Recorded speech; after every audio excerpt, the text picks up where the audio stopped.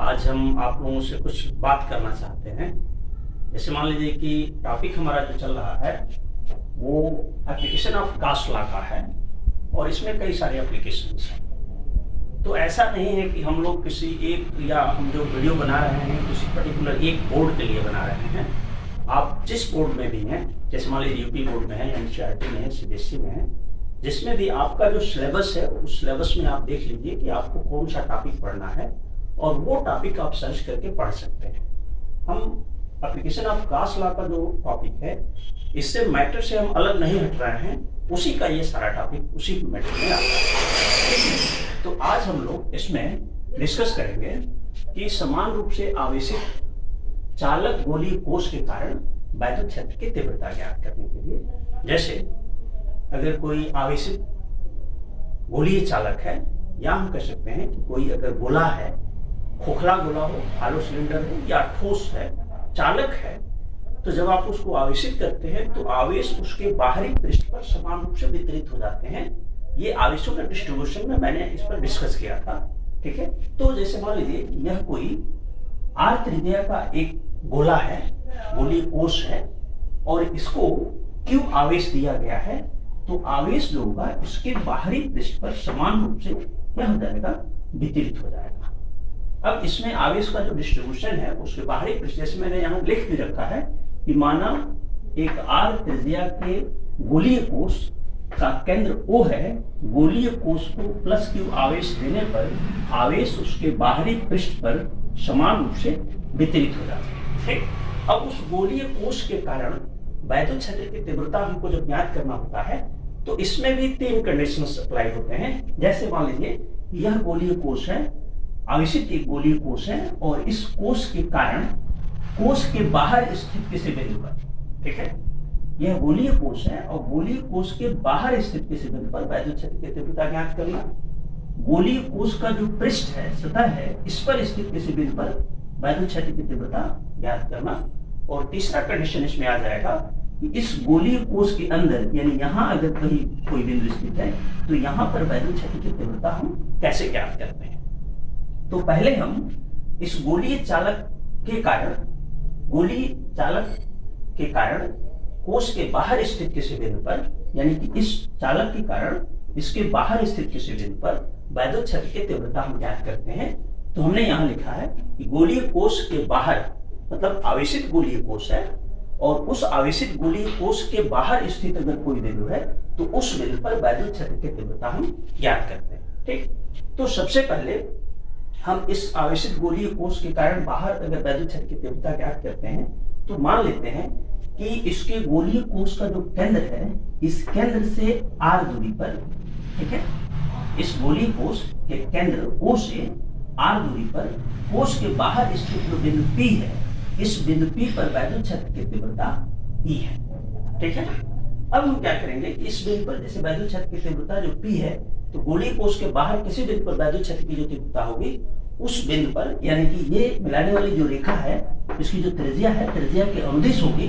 अगर r त्रिज्या का एक गोलीय पृष्ठ, चारों तरफ एक गोलीय पृष्ठ खींच लिया जाए, यानी कि इसके केंद्र को, गोलीय कोष का जो केंद्र है इसको केंद्र मानकर, बिंदु O को केंद्र मानकर, ये अगर बिंदु O है तो बिंदु O को केंद्र मानकर इस r त्रिज्या का इसके चारों तरफ एक गोलीय पृष्ठ खींच लिया जाए, तो उस गोलीय पृष्ठ पर उपस्थित, जैसे मान लीजिए ये अगर कह दिया जाए कि r त्रिज्या का एक गोलीय पृष्ठ है, तो इस पृष्ठ पर उपस्थित किसी भी बिंदु पर, या हम कह सकते हैं कि प्रत्येक बिंदु पर, यहाँ पर या यहाँ अगर कह दें या यहाँ कह दें या यहाँ कह दें, कहीं भी इस गोलीय पृष्ठ पर वैद्युत क्षेत्र की तीव्रता क्या होगी, एक समान होगी और यह उस पृष्ठ के तल के लंबवत होगी।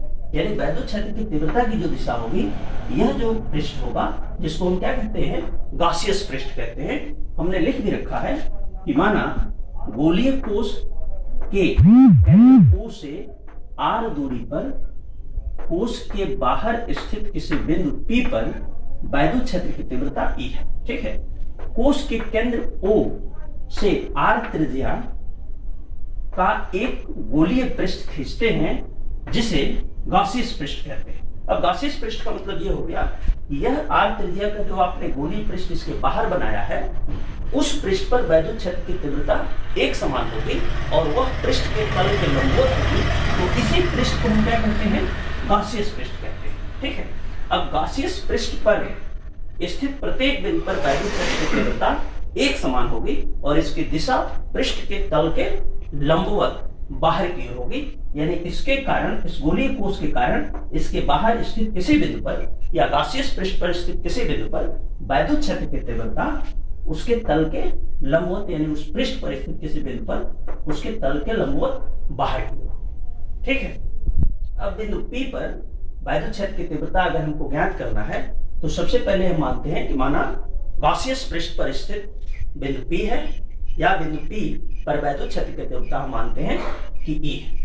गोलीय पृष्ठ के बाहर स्थित बिंदु P पर वैद्युत क्षेत्र की तीव्रता E ज्ञात करने के लिए हम क्या करते हैं कि जो गासियस पृष्ठ हमने मान रखा है कि यह गासियस पृष्ठ है और इस गासियस पृष्ठ पर स्थित बिंदु P है, यानी गोलीय कोश के केंद्र से स्मॉल r दूरी पर गासियस पृष्ठ पर स्थित बिंदु P है और यह बिंदु P पर वैद्युत क्षेत्र की तीव्रता हमको ज्ञात करनी है। तो हम क्या करते हैं कि इस गासियस पृष्ठ पर स्थित बिंदु P के चारों ओर अल्पांश का जो क्षेत्रफल है वह मानते हैं कि dA इस गासियस पृष्ठ पर स्थित बिंदु P के चारों ओर अल्पांश का क्षेत्रफल dA वैद्युत क्षेत्र के दिशा में कार्य करेगा, यानी कि क्षेत्रफल जो होता है पृष्ठ के तल के लंबवत होता है। ठीक है, तो इस पृष्ठ पर उपस्थित कोई क्षेत्रफल अगर है, यानी इस बिंदु के चारों ओर का जो क्षेत्रफल होगा वह भी पृष्ठ के तल के लंबवत बाहर की ओर कार्य करेगा और वैद्युत क्षेत्र की तीव्रता जो होगी ये भी क्या होगा कि उस पृष्ठ के तल के लंबवत बाहर की ओर कार्य करेगा। तो ये दोनों समदिश होंगे, दोनों एक ही दिशा में होंगे, पैरेलल होंगे। हमने लिख रखा है कि गासियस पृष्ठ पर स्थित बिंदु P के चारों ओर अल्पांश का क्षेत्रफल dA पृष्ठ के तल के लंबवत वैद्युत क्षेत्र के दिशा के अनुदिश होगा। ठीक है, अब हम इस अल्पांश के क्षेत्रफल dA से होकर गुजरने वाला वैद्युत फ्लक्स ज्ञात करते हैं कि जो छोटा सा क्षेत्रफल है बिंदु P के चारों ओर का जो क्षेत्रफल है उस अल्पांश के क्षेत्रफल से होकर गुजरने वाला वैद्युत फ्लक्स कितना होगा। तो बिंदु P के चारों ओर अल्पांश का क्षेत्रफल dA से गुजरने वाला वैद्युत फ्लक्स अगर d phi हो तो आप जानते हैं d phi = E × dA। ठीक है, और इसका कंपोनेंट जब निकालते हैं तो ये हो जाएगा is also equal to E × dA cos theta. ठीक, अब यहाँ पर dA और वैद्युत क्षेत्र यह दोनों जो है एक दूसरे के पैरेलल है, यानी दोनों एक ही दिशा में कार्य करते हैं। ठीक है, तो इन दोनों के बीच का जो कोण है थीटा = 0 अंश। यहाँ देखिए कि अल्पांश का जो क्षेत्रफल है यह dA, यह भी वैद्युत क्षेत्र के दिशा में है, तो इन दोनों के बीच का कोण थीटा = क्या हो जाएगा, ये हो जाएगा थीटा = 0। ठीक है, तो उस अल्पांश के क्षेत्रफल यानी इससे होकर गुजरने वाला वैद्युत फ्लक्स फाई = लिख सकते हैं E × dA। एक इक्वेशन आपको मिल जाता है। ठीक है, अब हम इस संपूर्ण गासियस पृष्ठ जो बाहर की तरफ गासियस पृष्ठ बनाया गया है, इस संपूर्ण गासियस पृष्ठ कहेंगे या हम कहेंगे कि यह संपूर्ण गोलीय पृष्ठ, ठीक है, गोला है और उसके बाहर एक गासियस पृष्ठ जो बनाया गया है, क्रिएट किया गया है, इस गोलीय पृष्ठ से होकर गुजरने वाला वैद्युत फ्लक्स जो होगा, यानी संपूर्ण गासियस पृष्ठ से गुजरने वाला वैद्युत फ्लक्स फाई = इसको क्या करेंगे, इंटीग्रेट कर देंगे, तो integration of close surface d phi हो जाएगा। ठीक है, यानी संपूर्ण अगर ज्ञात करना हो तो इससे होकर गुजरने वाला वैद्युत फ्लक्स को हम क्या करते हैं, इंटीग्रेट कर देते हैं, तो संपूर्ण फ्लक्स हो जाएगा phi = integration of close surface d phi। अब d phi का मान समीकरण 1 से यहां रख देंगे आप। ठीक है, तो ये हो जाएगा integration of close surface E × dA। ठीक है, तो फाई = E को बाहर कर लीजिए, integration of close surface dA। ये dA integration of close surface जो dA है यह इस जो बाहरी गासियस पृष्ठ है या जो गोलीय पृष्ठ है, इस गोलीय पृष्ठ का क्या है, क्षेत्रफल है। ठीक है, सिंस गोलीय पृष्ठ का जो क्षेत्रफल होगा, यानी इस गोलीय पृष्ठ का जो बाहर स्थित गोलीय पृष्ठ है, इस गोलीय पृष्ठ का जो क्षेत्रफल होगा, ये integration of close surface dA = 4πr² लिख सकते हैं। तो इंटीग्रेशन ऑफ dA के स्थान पे हम सब्स्टिट्यूट करेंगे फाई = E × 4πr²। तो ये एक इक्वेशन आपको मिल जाता है, इस संपूर्ण गोलीय पृष्ठ से होकर गुजरने वाला वैद्युत फ्लक्स मिल जाएगा। ठीक है, आगे चलते हैं। यहां हम लिख सकते हैं कि गॉस के नियम से, ठीक है,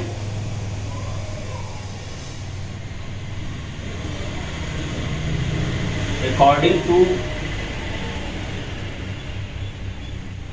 गॉस लॉ, गॉस के नियम से क्या होता है, flux phi equal to Q by epsilon zero. ये एक क्वेश्चन नंबर आपको मिल जाएगा गॉस के नियम से, क्वेश्चन नंबर 3। ठीक है, ये भी क्या है, इससे होकर गुजरने वाला वैद्युत फ्लक्स है pi equal to E into 4 pi R square, और गॉस के नियम के अनुसार इस संपूर्ण पृष्ठ से होकर गुजरने वाला जो फ्लक्स होगा ये phi equal to Q by epsilon zero के मान के बराबर होगा। अब समीकरण 2 और 3 को दोनों को क्या करते हैं, इक्वेट कर देते हैं, बराबर कर देते हैं। तो यहां से लिख सकते हैं equating equation 2 and 3 we have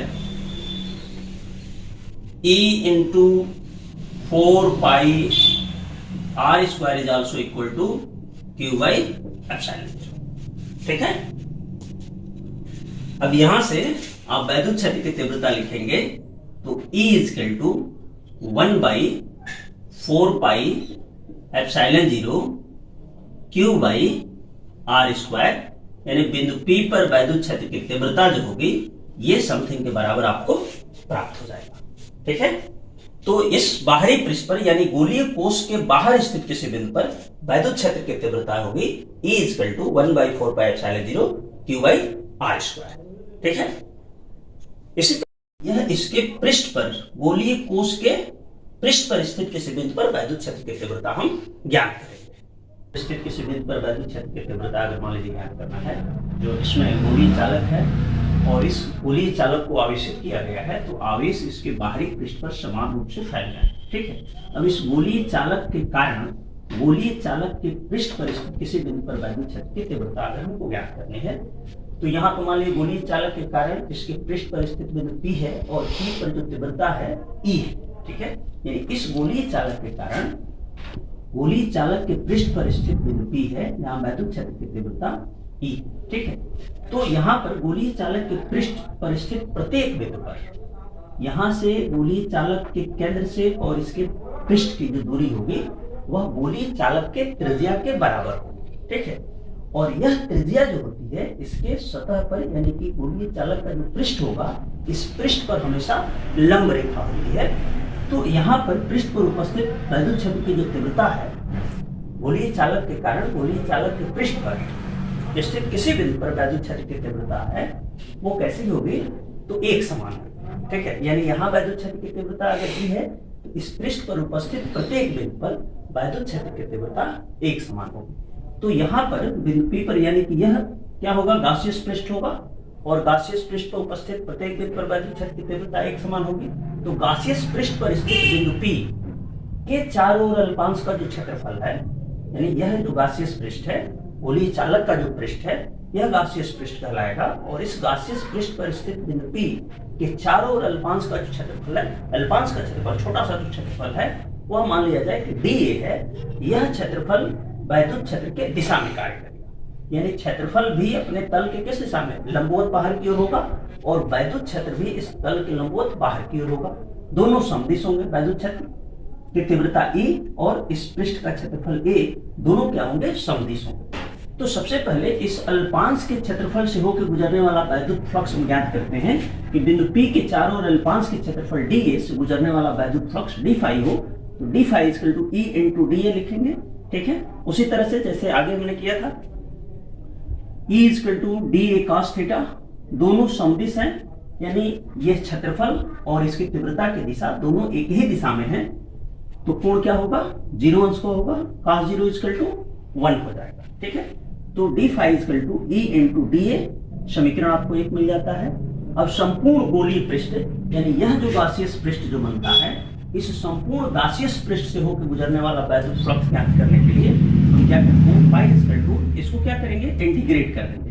तो integration of close surface d phi, ये मान सब्स्टिट्यूट करते हैं तो ये हो जाएगा integration of close surface E into dA, E को बाहर कर लेंगे तो integration of close surface dA हो जाएगा, जहां इंटीग्रेशन ऑफ क्लोज सरफेस जो है इस गासियस पृष्ठ, यह जो गासियस पृष्ठ है या गोलीय पृष्ठ जो है, इस गोलीय पृष्ठ का क्या होगा, क्षेत्रफल होगा। तो यहां से हम लिख सकते हैं गोलीय पृष्ठ का जो क्षेत्रफल है ये हो जाएगा 4 पाई कैपिटल आर स्क्वायर, क्योंकि गोलीय चालक की जो त्रिज्या है वो कैपिटल आर है, तो ये हो जाएगा कैपिटल आर स्क्वायर। यहां से लिख सकते हैं कैपिटल आर स्क्वायर, ठीक है।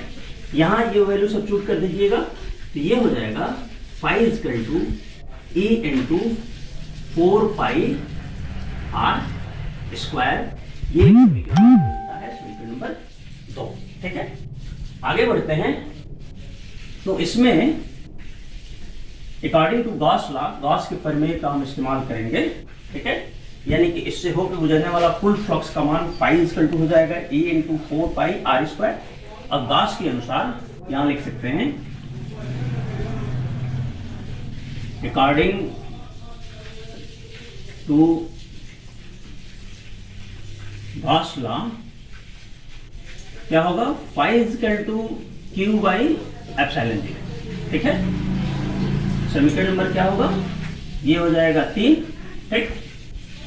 यह मान लेते हैं कि संपूर्ण आवेश इसके केंद्र में अगर उपस्थित है तो इससे होकर गुजरने वाला वैद्युत flux phi equal to Q by epsilon zero हो जाएगा, ठीक है। दोनों को क्या करेंगे, इक्वेट कर देंगे, तो यहां से लिख सकते हैं इक्वेटिंग इक्वेशन 2 and 3, ठीक है। तो ये हो जाएगा E into 4 pi R square equal to Q by epsilon zero.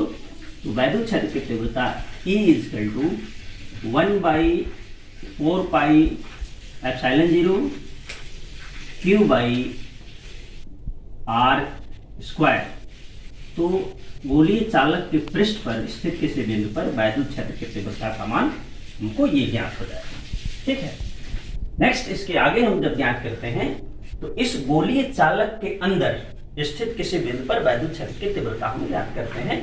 तो इसके लिए हम इस गोलीय चालक के अंदर किसी त्रिज्या का, मान लीजिए आर त्रिज्या का एक गासियस पृष्ठ खींच लेते हैं कि यह गासियस पृष्ठ है और इस पृष्ठ पर उपस्थित किसी बिंदु पर वैद्युत क्षेत्र की तीव्रता हमको ज्ञात करना है, ठीक है। तो सबसे पहले जैसे हमने इसको ज्ञात किया था कि संपूर्ण पृष्ठ से होकर गुजरने वाला वैद्युत फ्लक्स ज्ञात कर लेंगे, फाई इक्वल टू हो जाएगा समथिंग। अब यहाँ पर जब फ्लक्स ज्ञात करेंगे तो आर की जो वैल्यू होगी ये यहाँ से और यहाँ तक अंदर ज्ञात करना है। तो यह बिंदु P यहाँ जो मान रखे हैं हम, यानी कि इस गोलीय चालक के अंदर पृष्ठ पर तो हमने ज्ञात कर लिया कि पृष्ठ पर गोलीय चालक के आवेशित गोलीय चालक जो है, इस गोलीय चालक के बाहर स्थित किसी बिंदु पर वैद्युत क्षेत्र की तीव्रता हम ज्ञात किए हैं, ठीक। उसके बाद गोलीय चालक के पृष्ठ पर स्थित किसी बिंदु पर वैद्युत क्षेत्र की तीव्रता ज्ञात किए हैं, यानी गोलीय चालक है और ये आवेशित गोलीय चालक है, तो इसके केंद्र से r दूरी पर, यानी कि small r is also greater than इसकी त्रिज्या कैपिटल R, बाहर स्थित किसी बिंदु पर वैद्युत क्षेत्र की तीव्रता आपने ज्ञात किया, ठीक। उसके बाद गोलीय चालक के पृष्ठ पर स्थित किसी बिंदु पर वैद्युत क्षेत्र की तीव्रता आपने ज्ञात किया, ठीक। तीसरा जो कंडीशन होगा, थर्ड कंडीशन में होगा, वो गोलीय कोश के भीतर स्थित किसी बिंदु पर वैद्युत क्षेत्र की तीव्रता ज्ञात करते हैं। तो जैसे मान लीजिए कि यह गोलीय कोश है, ठीक, और यह गोलीय कोश के अंदर स्थित कोई बिंदु P है और इस बिंदु P पर वैद्युत क्षेत्र की तीव्रता आपको ज्ञात करना है।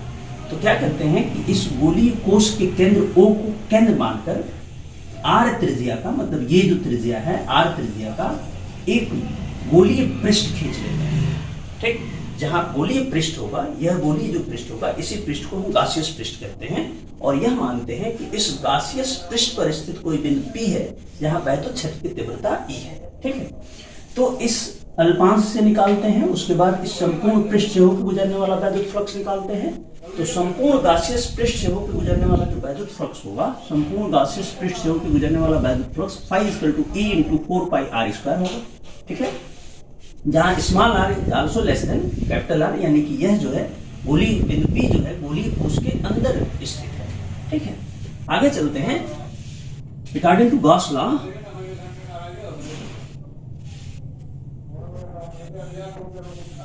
गॉस के नियम से इस गॉसियस पृष्ठ से होकर गुजरने वाला वैद्युत फ्लक्स फाई इक्वल टू होगा कितना, Q बाई एप्सिलॉन, ठीक है। यहाँ पर यह समीकरण 1 मान लीजिए समीकरण 1 है, इसको मान लीजिए समीकरण 2 है, और यहाँ here Q is also equal to 0, तो फाई इज इक्वल टू, इसको छोड़ दिया जाए तो यहां हम लिख दें कि here Q is also equal to 0, ठीक है, क्योंकि यह गोलीय जो कोश है इसके अंदर कोई आवेश उपस्थित नहीं होता है, आवेश गोलीय कोश के बाहर स्थित होते हैं, ठीक है। तो इसके अंदर कोई आवेश उपस्थित नहीं होगा, तो गास के नियम से ये Q is also equal to 0 अगर है तो गास के नियम से हो जाएगा is phi is equal to 0, ठीक है। एक समीकरण आपने इससे निकाला, वैद्युत क्षेत्र मान करके निकाला, तो phi is equal to A into 4πr² होगा, ठीक। गास के प्रमेय से गोलीय चालक के अंदर कोई आवेश उपस्थित नहीं है, तो flux phi is equal to 0 हो जाएगा, ठीक है। अब यहां से समीकरण नंबर 2 इसको मान लेंगे, इन दोनों को कंपेयर करते हैं, तुलना करते हैं, तो यहां लिख सकते हैं क्वेश्चन 1 एंड 2, ठीक है। दोनों को जब कंपेयर करेंगे तो E is also equal to हो जाएगा कितना, 0, ठीक है। तो गोलीय कोश के अंदर, यह जो गोलीय कोश है, इस गोलीय कोश के अंदर किसी भी बिंदु पर वैद्युत क्षेत्र की तीव्रता 0 होगी, ठीक है। अब गोलीय कोश ठोस गोलीय कोश होगा, मतलब चालक अगर है और चालक अगर ठोस चालक है तो उसके अंदर भी वैद्युत क्षेत्र की तीव्रता 0 होगी। अगर खोखला गोला है, हॉलो सिलेंडर है, तो उसके अंदर भी वैद्युत क्षेत्र की तीव्रता 0 होगी। गोलीय कोश के अंदर वैद्युत क्षेत्र की तीव्रता 0 होगी, ठीक है।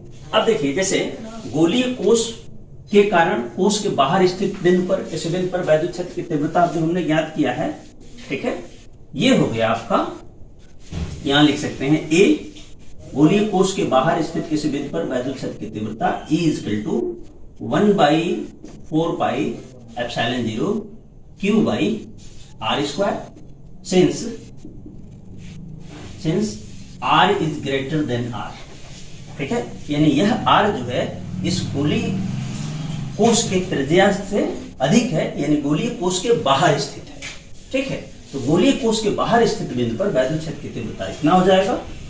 दूसरा जो कंडीशन था वह गोलीय कोश के पृष्ठ पर, यहां पर उपस्थित पृष्ठ, मतलब ये गासियस पृष्ठ है और इस गोलीय पृष्ठ पर उपस्थित बिंदु P पर वैद्युत क्षेत्र की तीव्रता E इज इक्वल टू हो जाएगा 1/4πε0 Q/R², देख रहे हैं, ये त्रिज्या हो जाएगा। तो यहां लिख सकते हैं since R is also equal to capital R, ठीक। सी जो तीसरा कंडीशन इसका होगा, गोलीय कोश के अंदर, ये गोलीय कोश है और गोलीय कोश के अंदर यहां पर कहीं कोई बिंदु है, या यहां पर या इसके केंद्र में कोई बिंदु है। गोलीय कोश का जो अंदर वाला हिस्सा है, इस हिस्से में अगर कहीं वैद्युत क्षेत्र की तीव्रता अगर आपको ज्ञात करनी है तो गोलीय कोश के अंदर वैद्युत क्षेत्र की तीव्रता क्या हो जाएगा, 0 हो जाएगा, ठीक है। इस तरह से हम किसी गोलीय चालक आवेशित गोलीय कोश के कारण वैद्युत क्षेत्र की तीव्रता हम गोलीय कोश के बाहर ज्ञात करते हैं, गोलीय कोश के पृष्ठ पर ज्ञात करते हैं और गोलीय कोश के अंदर स्थित किसी बिंदु पर ज्ञात करते हैं, ठीक है।